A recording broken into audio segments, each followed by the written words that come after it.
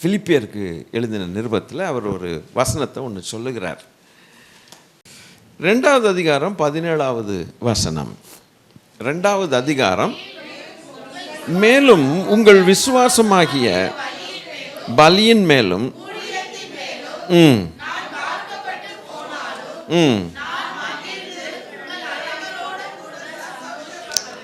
என் வாழ்க்கையே உங்களுக்காக, உங்கள் விசுவாசத்துக்காக இருந்தாலே நான் மகிழ்ச்சி அடைவேன்.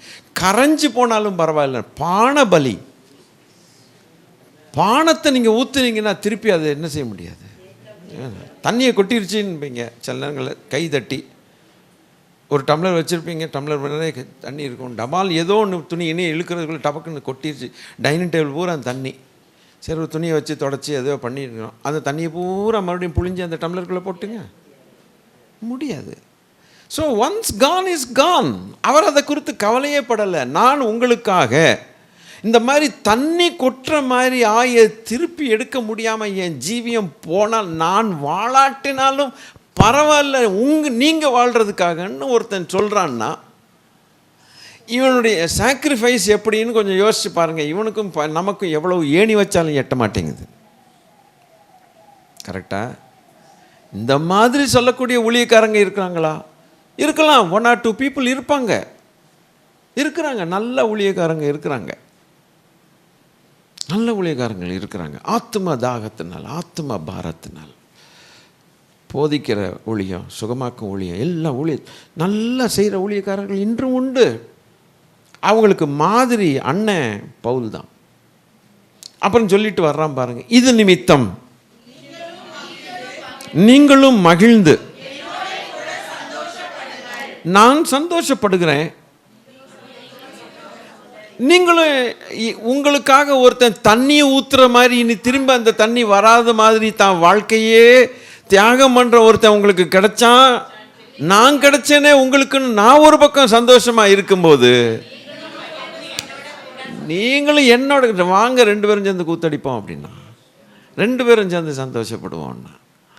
அப்புறம் சொல்லிட்டு போகிறான் இன்னும் வசனத்தை வாசிக்கும்போது, அன்றியும்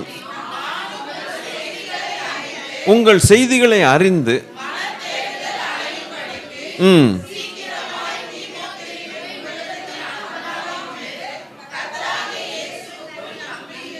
இவன் உயிர் துடிப்பு, நாடி துடிப்பு எல்லாம் எங்கே இருக்குதுன்னு கேட்டால், இந்த ஜனங்கள் நல்லா இருக்காங்களா அதை அறிஞ்சுக்கணும். ஸ்தோத்திரம். சபைகளின் மேல் இருக்கக்கூடிய பாரத்தை பார்த்தீங்களா? இவனுக்கு சபையார் நல்லா இருக்காங்களா, விசுவாசத்தில், அதான் 10 வீடு கட்டிட்டாங்களா, 11ஆவது வீடு எப்போ கட்ட போகிறாங்க, 1 ஏக்கர் பத்தாது, அவங்களுக்கு இன்னும் 2 ஏக்கர் வாங்கியிருக்கணுமே இந்நேரம். ஏன்னா இவ்வளோ அமைதியாக இருக்கிய? இதில் இவர்கள் கிறிஸ்துவை பற்றி கொண்டார்களோ இல்லை கிறிஸ்துவை விட்டு விட்டார்களோ? இவர்கள் கிறிஸ்துவனுடையவர்களோ இல்லாவிட்டால் உலகத்தில் போய் பிசாசுக்கு சொந்தமாகி விட்டார்களோ? விசுவாசத்தை விட்டு விட்டார்களோ? தேவன் மேல் வச்சிருக்கிற அன்பை விட்டு விட்டார்களோ இல்லை தேவன் மேல் அன்பில் இருக்கிறார்களோ? கிறிஸ்து கிறிஸ்து கிறிஸ்து கிறிஸ்து கிறிஸ்து கிறிஸ்து பற்றி கொண்டிருக்கிறார்களோ இல்லை கிறிஸ்துவை விட்டு விலகி இருக்கிறார்களோ? நான் உங்களை கற்புள்ள கன்னிகையாக ஒரே புருஷனுக்காக, கிறிஸ்து என்னும் ஒரே புருஷனுக்காக நியமித்தபடினால் உங்களுக்காக தேவ வைராக்கியம் கொண்டிருக்கிறேன் என்று சொல்லிட்டு, அன்றியும் சர்ப்பமானது தன்னுடைய தந்திரத்தினாலே ஏவாளை வஞ்சித்தது போல உங்கள் மனதும் கிறிஸ்துவை பற்றின உண்மை நின்று விலக்கப்படுமோ என்று பயந்திருக்கிறேன். யார் இந்த பிரசங்கங்களை பண்றா இன்னைக்கு? கர்த்தர் உங்களை ஆசீர்வதிப்பார். நீங்கள் ஆசீர்வதிக்கப்பட்டவர்கள், உயர்த்தப்படுவீர்கள். வாழ்த்துகிறோம். உயர்த்துவார், கட்டுவார், எல்லாம் கர்த்தர் செய்வார். இல்லைன்னு நான் சொல்லலை. தப்பா பிரசங்கம் பண்ணக்கூடாதே, சத்தியத்தை விட்டுட்டு பிரசங்கம் பண்ணக்கூடாது. காரணம் என்ன? கிறிஸ்துவை பற்றின உண்மை from the simplicity of Christ அப்படின்னா, lest you be drifted away from the simplicity of Christ. அந்த கிறிஸ்துவை பற்றின உபதேசம் என்று சொன்னால் என்ன? Matthew 5, 6, 7 that's all. மத்தேயு 5, 6, 7 3 அதிகாரங்கள். அதை கை கொண்டா பரலோகம் தானா திறக்குது. அதில் தான் நமக்கு அடி வாங்குகிறோம். எல்லாருமே அடி வாங்குகிறோம். மன்னிக்க முடியல, தூஷிக்கிறோம், நாவடக்கம் பண்ண முடியல, இச்சை அடக்கம் அங்கே தலை தூக்குது. ஐயோ, அவ்வளவும் அடக்கிட்டார் அந்த 3 அதிகாரத்துக்குள்ள. These are the 3 golden chapters in the Bible. 3 நாள் உட்கார்ந்து பிரசங்கம் பண்ணிட்டார் நம்ம ஐயா. சோறு தண்ணி தேடாம, பிரைஸ் தி லார்ட். அப்புறம் சோறு தண்ணி கொடுத்துட்டார். பிரசங்கம் பண்ணது முக்கியமா இல்லை சோறு தண்ணி கொடுக்கறது முக்கியமா? அப்போ நானும் உங்கள் செய்திகளை அறிந்து சந்தோஷம் இல்லை, மனத்தேறுதல் அடையும்படிக்கு எனக்கு ஒரு மனசு ஆறுதல் அடையும். நீங்களாம் நல்லா இருக்கீங்கன்னு வந்தால் எனக்கு ரொம்ப ஆறுதல். உங்கள்கிட்டேருந்து டெலிஃபோன், எப்படிப்பட்ட டெலிஃபோன் வருது, பக்கு பக்குன்னு ஹார்ட் அட்டாக் வர டெலிஃபோன் வருதா, எங்களுக்கு கஷ்டமாகிடுது, நின்று போயிடும், இருதயமே நின்று போயிடும். ஸ்தோத்திரம். ஆனால் உங்கள்கிட்டேருந்து ஒரு நல்ல சுக செய்தி வருதுன்னா எங்களுக்கு அது மன தேறுதலாக இருக்கும்.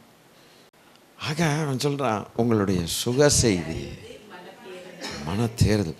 அப்போ பவுலுக்கு, இப்போ எனக்கு வந்த பிரச்சனை தான் பவுலுக்கு வந்திருக்குது போல இருக்குது. நல்ல வேளை செல்ஃபோன் அவன்கிட்ட இல்லை. எப்படி செய்தி வந்திருக்குன்னு எனக்கு தெரியாது. அதனால தான் அனுப்புகிறான் தீமோத்தி. தீமோத்தி போயிட்டு வாப்பா, இதுகெல்லாம் என்னப்பா பண்ணுது பார்த்துட்டு வா, நல்லா இருக்காங்க. தீமோத்தி நியூஸ் சொல்லியிருப்பான், எல்லாம் நல்லா இருக்காங்க, ஒன்றும் பிரச்சனை இல்லை, ஒன்றும் அடிதடி மண்டையெல்லாம் உடையல. சோத்திரம் கர்த்தாவே.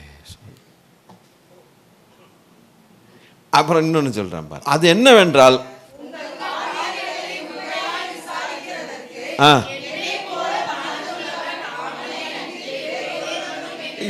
இது இவருக்கு வந்த சோதனை. உடன் ஊழியக்காரங்க எப்படி இருக்காங்க பாருங்க. எல்லாம் ஓடிவிட்டானுங்க. பவுலை விட்டு என்ன செஞ்சிட்டாங்க எல்லாருமே? உலகத்தின் மேலே ஆசை வச்சு தேமா என்ன செஞ்சிட்டான்? ஓடிட்டான். அப்புறம் என்ன எம்பரையும் அந்த பக்கம் ஒவ்வொருத்தரும் பிச்சுக்கிட்டு ஓடி கடைசியில் எல்லாம் ஓடி என்னை தனியாக விட்டுட்டாங்க. கர்த்தரோ என்னால் ஊழியம் நிறைவேற்றும்படிக்கு கர்த்தர் என்னோடு கூட இருந்து அதை செய்தாருங்கிறான். எவ்வளவு பாடுபட்டால் உடன் ஊழியர்கள் ஓடுறதும் கஷ்டமான வாழ்க்கைங்க. இவ்வளவு படித்த ஞானி இந்த மனுஷன், பயங்கர அறிவு அவனுக்கு. அப்படிப்பட்டவன்கிட்ட போய் விளையாண்டானுங்க. இன்றைக்கி அதுதானே நடக்குது. ஸோ எல்லாம் ஓடிப்பட்டானுங்க. ஒரே ஒருத்தர் இருக்கிறான், இவன் நிச்சயமாக ஓட மாட்டான்னு தெரியும், நான் பெற்றெடுத்த மகன் அப்படின்னு சொல்கிறான்.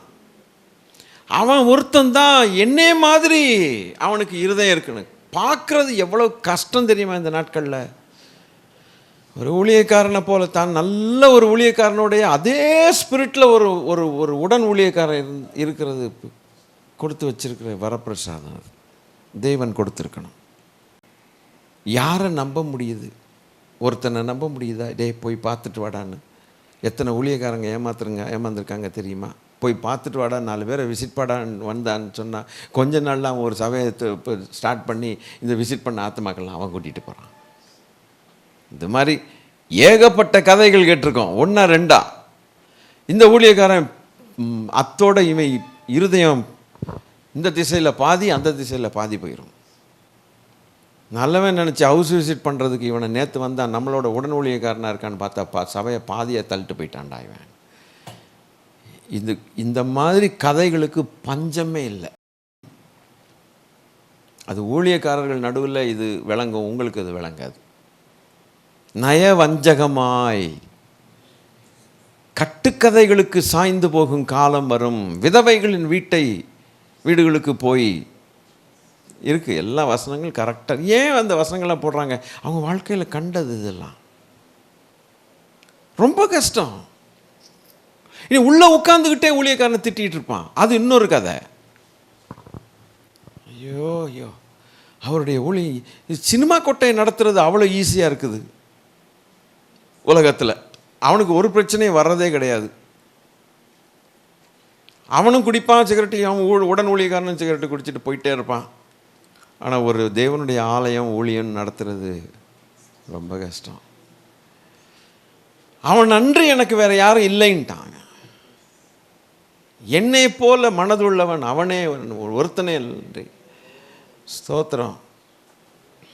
யாரும் இல்லை விசாரிக்கிறது. அப்புறம் உண்மையாய் விசாரிக்கிறதற்கு.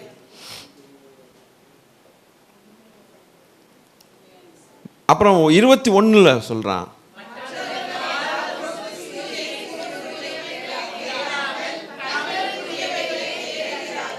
22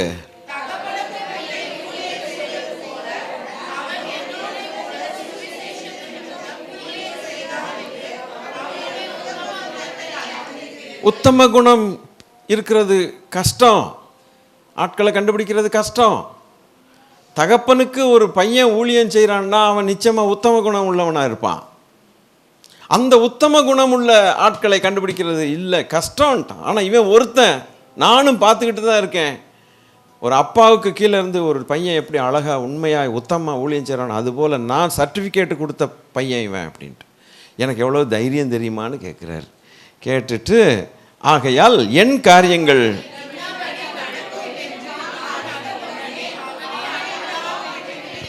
என்ன சொல்கிறாருன்னா, நீங்கள் புரிஞ்சுக்கணும். உங்களுக்கு கஷ்டமாக இருந்தால் நான் விளக்குறேன், உங்களுக்கே புரிஞ்சிருச்சுன்னா நீங்கள் என்ன சொல்ல போகிறீங்கன்னு நான் காது கேட்கட்டும்.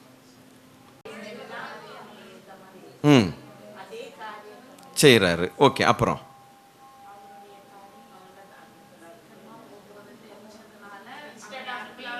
அவருடைய டெத்தை பற்றி பேசுகிறாருங்க. அது புரியல உங்களுக்கு. என் காரியங்கள் இனிமேல் எப்படி நடக்கும், இன்னபடி நடக்கும். அவனுக்கு தெரிஞ்சு போச்சுல்ல, அவனுடைய முடிவு எப்படின்னு அவனுக்கு தெரியும். ஏன்னா வரங்கள் மேலே வரையும் போயிட்டு வந்த ஆள், 9 வரங்களும் அவனுக்கு இருக்குது. ஆண்டவரோடு சம்பாஷணை, அப்பா அப்பா அப்பா அப்பா, இவனை போல் தேவனோடு சஞ்சரித்த மனுஷனை பார்க்க முடியுமா ஐயா? அவன் காரியம், ஃப்யூச்சர் எல்லாம் கர்த்தர் சொல்லிட்டார். வர வர நாள் ஆக ஆக ஆக இப்படி தான் நடக்கும், இப்படி தான். அதுக்கு அவன் ரெடி. நம்மள்கிட்ட ஜனங்களை சொல்ல மாட்டார், ஏன்னா பயந்து செத்து, ஐயா அம்மா இருக்கிற டைஃபாய்டு, மலேரியா, என்னென்ன டெங்கு, பன்னி, காய்ச்சல், குரங்கு எல்லாம் வந்துடும், எலி, புலி, ஜுரம், அவ்வளோ ஒன்று சொல்லிடப்படாது. இங்கே லேசாக புண்ணு வந்துச்சு, கேன்சராக இருக்குமா பாஸ்டர்? சின்ன புண்ணுக்கே கேன்சராக இருக்குமா, தொண்டையில் முழுங்க முடியல பாஸ்டர், தொண்டை கேன்சரா அப்படிமா. இவன்கிட்ட போய் சொல்லலாமா நீ இப்படி சாக போகிறான்ட்டு? என்ன கதை? அவனுக்கு சாவை பற்றி என்ன, கிறிஸ்து ஜீவன், சாவு எனக்கு அதை அதை நம்ம நல்லா சொல்லுவோம். ஆனால் கொஞ்சம் தொண்டையில் முழுங்க முடியலன்னு உங்களுக்கு சந்தேகம் என்ன வருது? வசனம் எப்படி சொல்லுவோம் மனப்பாடமாக? ஆனால் நமக்கு இவனுக்கிட்ட போய் மரணத்தை குறித்து பேசினா அவன் நக்கல் அடிப்பான், சிரிப்பான். அவன் இதாயா காத்துக்கிட்டு இருக்கேம்மா, இதுக்கு தாயா ரெடியாக இருக்கிறேம்மா. அதனால் கர்த்தர் அவனோட தைரியமாக சொல்ல முடியுது. சில காரியங்கள், அநேக காரியங்கள் விசுவாசிகளுக்கு தேவன் மறைக்கிறார். காரணம் என்னென்னா, அவங்க தாங்க மாட்டாங்க. கோபம் அல்ல, அவங்க நிலைமை அவ்வளோதான். வேண்டாம், பாவம், அவங்க தாங்க மாட்டாங்க. தேவன் தொடரதே இல்லை, அவர் செய்கிறத கடைசியில் செய்வார். அந்த கடைசி நேரம் வரும்பொழுது அவங்களுக்கு தெரிய வந்துடும், கர்த்தர் ஏதோ இன்றைக்கி செய்ய போகிறார், நம்ம அவுட்டு அப்படிங்கிறதெல்லாம் தெரியும். அது தெரிஞ்சு சொல்கிறதுக்கு முன்னாலே கூப்பிட்ருவார். நீ சொல்லி என்ன பிரசங்கம்லாம் பண்ணாத, அடுத்தவன் விசுவாசத்தை கெடுக்காதவா அப்படின்ட்டு தப்புன்னு என்ன செஞ்சிருவார், கூட்டிகிட்டு போயிடுவார். அவன் அத்தோட ஒன்றும் சொல்ல முடியாமல் வாயை அடைச்சிட்டு மேலே போயிடுவான். தோத்திரம், போனதுக்காய் நன்றி. அப்படி அவனும் ஒன்றும் சொல்லாமல் தெரியாமல் கொள்ளாமல் போயிட்டான்னா ஸ்தோத்திரம் பண்ணுங்க, நல்லது செய்தான். ஏன்னா உங்கள் விசுவாசத்தை கவுத்துப்படாமல் மேலே போயிட்டான். நாலு ஏதாவது வார்த்தைகளை சொல்லி, நீங்கள் ஏதோ பாவம் விசுவாசத்தில் கொஞ்சம் கொஞ்சம் இருக்கிறதுல திரி எரியுது, அதை போய் கெடுத்து விட்டு போனான்னு வச்சுங்களேன், அவன் மேலே போவான், கடைசியில் நம்ம கீழே போவோம். அதனால தான் கர்த்தர் ரொம்ப உஷாராக இருப்பார். ஆத்துமாவே நேசிக்கிற தேவன்.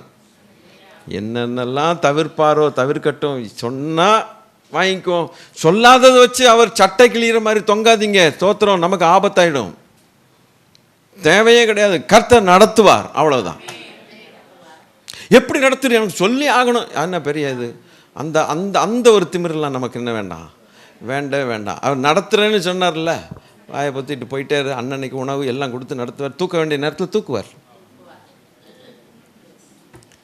யார் ஒருத்தர் கூட ஆமேனோ ஆமாவோ, அவ்வளவு பீதியா, மரண பீதி, தூக்குவார்னு. ஆண்டவரே, தூக்குற நேரத்தில் தூக்குவார். போதும்னார்னா போதும். பாஸ்டர் எனக்கு ஹார்ட் அட்டாக்கே வரக்கூடாது. அப்போ உனக்கு ஹார்ட்டே இருக்கக்கூடாது. ஹார்ட்டுன்னு இருக்கிறவன் எல்லாருக்குமே ஹார்ட் ஒரு நாள் நிற்கத்தான். சரி, ஹார்ட் இல்லாமல் நடமாடு பார்ப்போம் ஒரு 10 வருஷம். எப்படி? அதுபோல தான் நிறைய நேரங்களில் தேவன் நமக்கு நம்ம எவ்வளவோ கேட்போம், சொல்ல மாட்டார். நடத்துங்கப்பான்ட்டு விட்டுணும். அதுக்கு மேலே சண்டை போட்டுக்கிட்டு இருக்கக்கூடாது. அவர்கிட்ட போய் ஒத்த காலில் நிற்கக்கூடாது. நின்று வார உன்னை தான் கால் வலிக்கும் பார், அவ்வளோதான். அடுத்து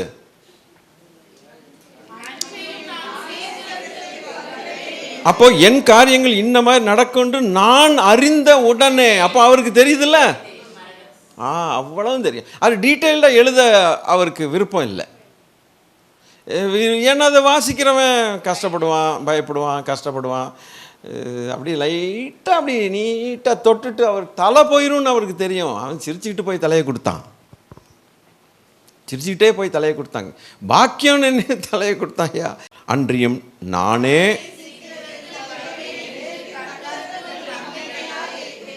அப்புறம் சொல்றாரு, மேலும் என் சகோதரனும் உடன் வேலையாள், உடன் சேவகன், உடன் ஸ்தானாபதி, என் குறைச்சலுக்கு உதவி செய்தவனுமான எப்பாப்ரோடைட்டஸ் தீத்துவை உங்களிடத்திற்கு அனுப்ப வேண்டும் என்று எண்ணினேன்.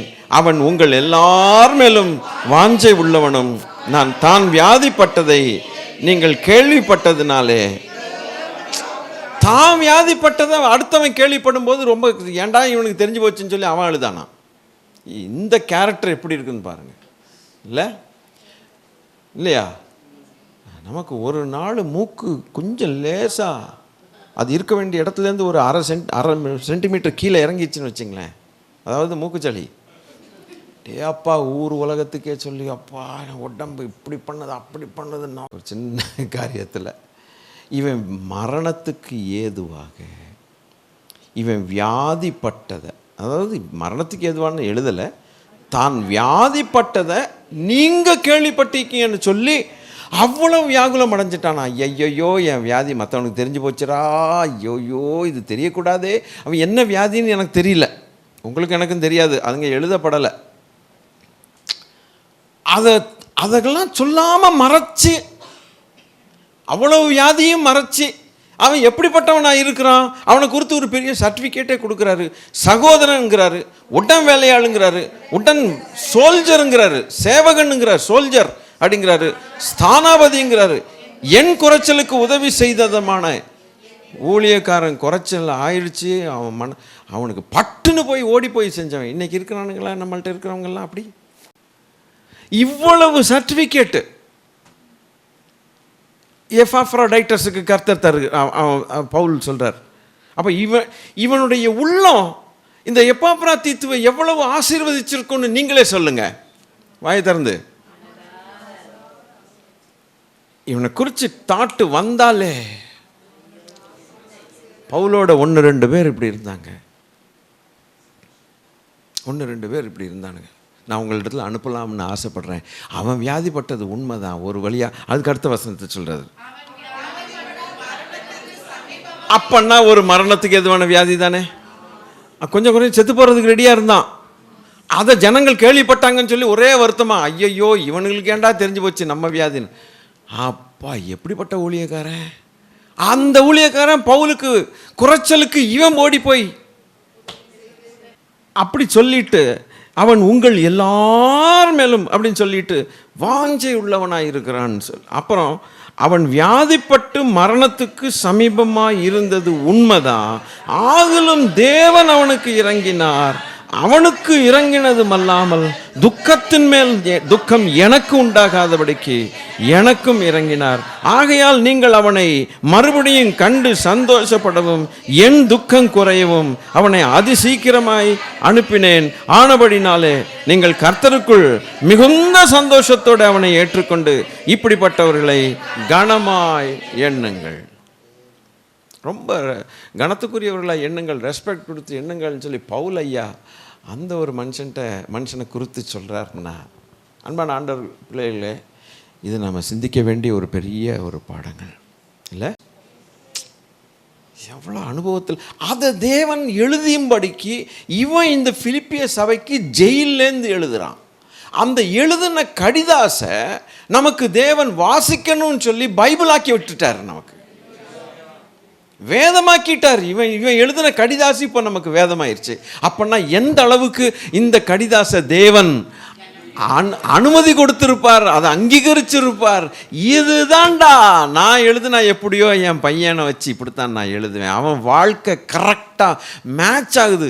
எனக்கு எழுதுறதுக்கு பெரிய மேட்டர் கிடையாது. கல்லை வச்சு கூட நான் எழுதிடுவேன், ஒரு குரங்க வச்சு நான் பைபிள் எழுதிடுவேன். ஆனால் ஒரு மனுஷனுடைய வாழ்க்கை நான் அக்செப்ட் பண்ணுற அளவுக்கு இருக்குமானால் அவனை வச்சு நான் எழுதணும்னு ஆசையாக தேடிக்கிட்டு இருந்தேன். கண்டுபிடித்தேன் இந்த பவுலையும் தீமத்தையும் எப்பாப்ராத்தீத்தும் இவங்களெல்லாம் ஏன் இருதயத்துக்கு கேட்டான். அவன் இவன் என்ன தான் கடிதாசி எழுதினாலும் அது பைபிள். அதை தலைமுறை தலைமுறை சந்ததி சந்ததியாய் வாசிங்கடான்னு விட்டார் ஆண்டவர். இது இன்னைக்கு படிக்கும்போது பவுலுடைய இருதயம் எப்படி, தேவனுடைய இருதயம் எப்படி இருக்குதோ அதே அச்சடித்த மாதிரி பவுலுடைய இருதயம் இருந்திருக்குது. அதனால தான் தேவன் அவனை பயன்படுத்தினார். இன்றைக்கி நம்மளை கொண்டு தேவன் ஏதாவது ஒரு நல்ல காரியம் செய்ய முடியுமா? நம்ம இருதயங்கள் எவ்வளோ தூரமாக இருக்குது ஆண்டவர் விட்டு. தேவன் நம்மை நம்ப முடியலையே. பார்த்தீங்களா?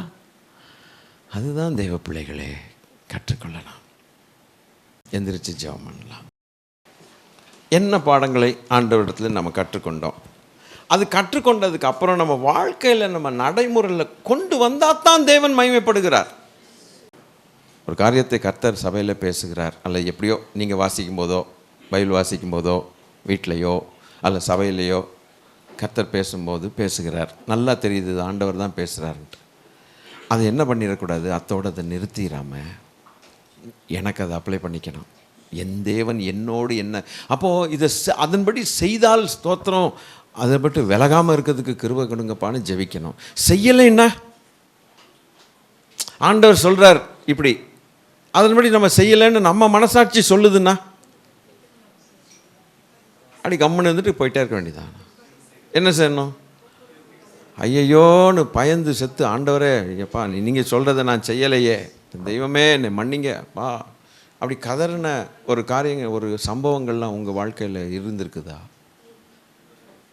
அப்படி தான் நம்ம வாழ்க்கையை ஓட்ட வேண்டி இருக்குது. நம்ம அப்படி மனம் திரும்பி அவரோட ஒப்புரவாகி சரியாய் வாழ்க்கையில் காட்டும் பொழுது மாத்திரம்தான் அவர் மகிமைப்பட ஆரம்பிக்கிறார். அது வரைக்கும் மகிமைப்பட மாட்டார். சபைக்கு வந்ததுனால அல்ல, உட்கார்ந்ததுனால அல்ல, கேட்டதுனால அல்ல, காணிக்க போட்டதுனால அல்ல, ஸ்தோத்திரம் 4 பேருக்கு ஊழியம் செய்ததுனாலும் அல்ல. அந்த வசனத்தின்படி நம்முடைய வாழ்க்கையை மாற்றிக்கொண்டு அவர்கிட்ட காட்டினா தான் அவர் அப்போ தான் மகிமைப்படுகிறார். அது வரைக்கும் அவர் மகிமைப்படுகிறது இல்லை நம்ம வாழ்க்கையில். அப்போ நம்ம எவ்வளவு ஜாக்கிரதையாய் அவருடைய சத்தத்தை கேட்டு அதன்படி செய்கிறவர்களாய் நாம் இருக்க வேண்டியது. அப்போ தான் அவர் மகிமைப்படுகிறார்னா நம்ம வாழ்க்கையில் தேவன் மகிமைப்படலைன்னா வாழ்க்கை என்னத்துக்கு? அவை குறிக்கோள் என்னன்னா, தெய்வமே இங்கே வர்றதே நீங்கள் பேசுகிறத நான் கேட்கணும், அதன்படி நான் மாறணும், செய்யணும், செஞ்சு நீ மகிமைப்படணும். இதுக்கு தாயா நான் வர்றேன், இதுக்கு தாயா நான் வாழ்கிறேன்னு சொல்லணும். இல்லை ஒரு ஜெபம் பண்ணுறீங்களா கர்த்தருடைய பிள்ளைகளே? அல்லேலூயா. எனக்கு தெரியாது இன்றைக்கி என்னென்ன பேசணும் ஏது வந்து, நான் வேறு நோக்கத்தோடு வந்தேன், என் ஆண்டவரோ என்னை திருப்பி விட்டார். அல்லேலூயா. சோத்திரம் சோத்திரம், கர்த்தருக்கு நல்லவர். அல்லேலூயா. சோத்திரம் சோத்திரம். மனுஷன் பெருமைப்படாதிருப்பானாக, மனுஷன் மகிமை தேவ மகிமை திருடாதிருப்பானாக. கர்த்தருக்கு ஏற்ற மகிமை நாம் அவருக்கே செலுத்த வேண்டி இருக்கிறது. சோத்திரம் சோத்திரம். எல்லாம் மனம் திரும்பி காரியங்களெல்லாம் சரிப்படுத்தி, அல்லேலூயா, கர்த்தர் நல்லவர், அவர் கிருபை என்றும் உள்ளது, அவரை துதியுங்கள் என்று எழுதியிருக்கிறது. சோத்திரம் சோத்திரம். பிரயோஜனமானவைகளை போதிக்கிற தேவனாகிய கர்த்தர் நானே என்று கர்த்தர் சொன்னார். அவர் பேசுகிறதெல்லாம் நமக்கு எப்போதும் பிரயோஜனம். திட்டினாலும் பிரயோஜனம், அவர் நம்மளை கடிந்து கொண்டாலும் பிரயோஜனம், அவர் நம்மளை ஓங்கி அறவிட்டாலும் அது நமக்கு ரொம்ப பிரயோஜனம். எல்லாமே நமக்கு பிரயோஜனம் தான். அல்லேலூயா. ஆகவே மனுஷன் மேலே நம்ம கோபப்பட்டு எந்த பிரயோஜனம் கிடையாது. கர்த்தர் என்னுடைய நலனுக்காக திட்டுகிறார், என்னுடைய நலனுக்காக கோபித்துக் கொள்ளுகிறார், என்னுடைய நலனுக்காக அவர் கடிந்து கொள்ளுகிறார், என்னுடைய நலனுக்காக அவர் ஆறுதல் படுத்துகிறார், என்னை தேற்றுகிறார். ஹல்லேலூயா. எல்லாமே அவர் செய்யறார். எதை வேணா செய்துட்டு போட்டுமையா. ஹல்லேலூயா. எங்க அப்பா செய்கிறாரு. ஹல்லேலூயா. நான் திருந்தினால் அவர் மகிமைப்படுகிறார், நான் திருந்தாத வரைக்கும் அவர் மகிமைப்படுகிறது இல்லை.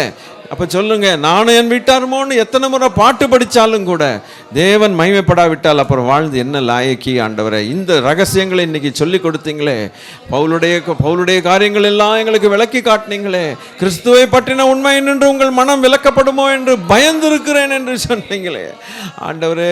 கிறிஸ்துவை பற்றின உண்மை என்று விலகி போயிடக்கூடாது அப்பா. இன்னைக்கு வீடு இருக்கும், நாளைக்கு வீடு இருக்காது. சோத்திரம். நகை இருக்கும், நகை இருக்காது.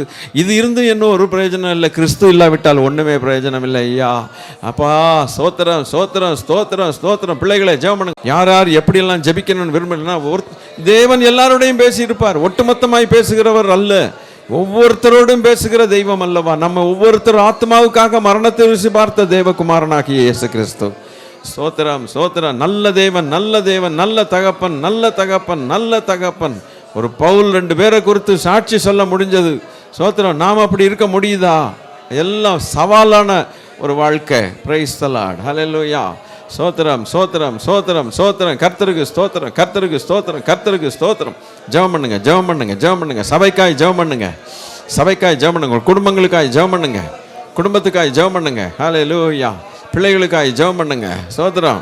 பிள்ளைகள் கிறிஸ்துவை பற்றினவர்களாக இருக்க வேண்டும். இந்த உலகத்தை பற்றி கொண்டிருந்து பிரயோஜனம் கிடையாது. வேஸ்ட் ஆகி போச்சு, நிறைய காலம் வேஸ்ட் ஆகி போச்சு. சோத்திரம். கர்த்தரை தேடாத காலம் எல்லாம் போயிருச்சாப்பா. சோத்திரம் சோத்திரம் சோத்திரம். இனி இருக்கிற காலமாவது காப்பாற்றிக்கணுமே.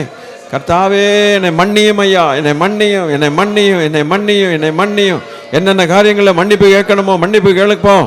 சோத்திரம் சோத்திரம் சோத்திரம். சின்ன பிள்ளைகளை போல கேட்போம். பிள்ளைகளே, நல்ல நாள் இது. ஆமேன் ஆமேன்.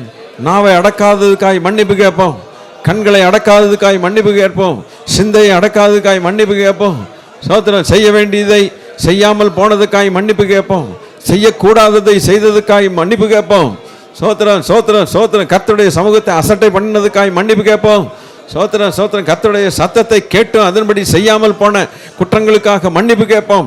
எல்லாரும் கல்வாரி ரத்தத்தினாலே கழுவப்படுவோமாக, கல்வாரி ரத்தத்தினாலே கழுவப்படுவோமாக. ஆவி ஆத்மா சரீரம் கல்வாரி ரத்தத்தினாலே கழுவப்படுவோம். மரணாதா மரணாதா. என் தெய்வமே, நீர் வரக்கூடிய நேரம் சமீபமாயிட்டப்பா. ஏசையா ஏசையா, எங்களுக்கு இறங்க ஜெபிக்கிறோம் ஐயா, இறங்க ஜெபிக்கிறோம் ஐயா. சோத்திரம் சோத்திரம் சோத்திரம் சோத்திரம் சோத்திரம்.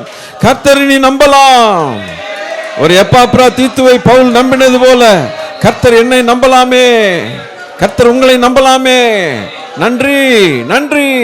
கிடைக்காத நாட்களில் வந்திருக்கிறோம், சத்தியங்கள் கிடைக்காத நாட்களில் வந்திருக்கிறோம். தேவ பிள்ளைகளே, நம்மளை கடிந்து கொள்ளுகிறவர்கள் நமக்கு வேண்டும். நீதிமானின் தலையின் மேல் கொட்டுவானாக. ஹல்லேலூயா. அது ஔஷதம் போல இருக்குமா? அது மருந்தாமே, அது எண்ணெயாமே. அதை எப்படி அப்பா அப்படி விரும்பின பரிசுத்தவான்கள் எவ்வளவு சாட்சிகளாய் வாழ்ந்தார்கள், வாழ்ந்து காட்டினார்கள். கர்த்தர் மகிமைப்பட்டார். நம் மூலமாய் மகிமைப்பட வேண்டாமோ? சோத்திரம் சோத்திரம் சோத்திரம் சோத்திரம் சோத்திரம். நல்ல ஒரு மன்னிப்பின் நிச்சயத்தோடு வீட்டுக்கு போவோம், சந்தோஷத்தோடு வீட்டுக்கு போவோம். பானபலியாய் வார்க்கப்பட்டு போனாலும் சந்தோஷப்படுகிறேன் என்று சொல்லி நீங்களும் என்னோட சந்தோஷப்படுங்கள் சொன்னா, இவன் இருதயம் எப்படிப்பட்ட இருதயமாய் மாறி போச்சு. என் தெய்வமே, எங்கள் இருதயம் அப்படி இருப்பதாக தொடர்ந்து எங்களோடு பேச நாங்கள் ஜெபிக்கிறோம். எங்களுக்கு வாய்ப்புகளை தருவீராக, அநேக ரகசியங்களை கற்றுக்கொள்ள வாய்ப்புகளை தருவீராக, இன்னும் அநேகரை கூட்டிட்டு வருவீராக. இந்த சபையில சபையாருக்காய் நாங்கள் ஸ்தோத்திரம் பண்ணுகிறோம். கர்த்தர் சபையாரை கர்த்தாவை கிறிஸ்துவை பற்றினவர்களாய் இருக்கட்டும். இந்த உலகத்தில் காரியங்கள் இருக்கும், இல்லாம போகும், அது வேற விஷயம். எதுவுமே நிலையற்ற ஒரு வாழ்க்கை. ஆனால் கிறிஸ்துவை பற்றினவர்களோ கண்மலையின் மேல் வீட்டை கட்டின புத்தி உள்ள மனுஷனுக்கு ஒப்பாக என்று சொன்ன தெய்வம். சோத்திரம். அநேகரை ஆத்துமாக்களை ஆதாயம் பண்ணுகிற சபையாய் இருக்கட்டும், ஆத்துமாக்களை ஆதாயப்படுத்தி கிறிஸ்துவை பற்றின ஜனங்களாய் மாற்றுகிற சபையாய் இருக்கட்டும். கர்த்தாவே, உம்முடைய பிள்ளைகளை இப்பொழுது வீட்டுக்கு கரம் பிடித்து நடத்த ஜெபிக்கிறோம். எங்கள் ஆண்டவர் இயேசு கிறிஸ்துவின் நாமத்தில் கேட்கிறோம் பிதாவே, ஆமென். என் ஆத்துமாவே கர்த்தரை ஸ்தோத்தரி. ஹல்லேலூயா. கரெக்டுங்க. இன்னைக்கு பேசின எதுவுமே என் ஆத்துமாவே நீ மறக்காதே. ஹல்லேலூயா. ஆமென் ஆமென் ஆமென். கர்த்தர் உங்களை ஆசீர்வதிப்பாராக.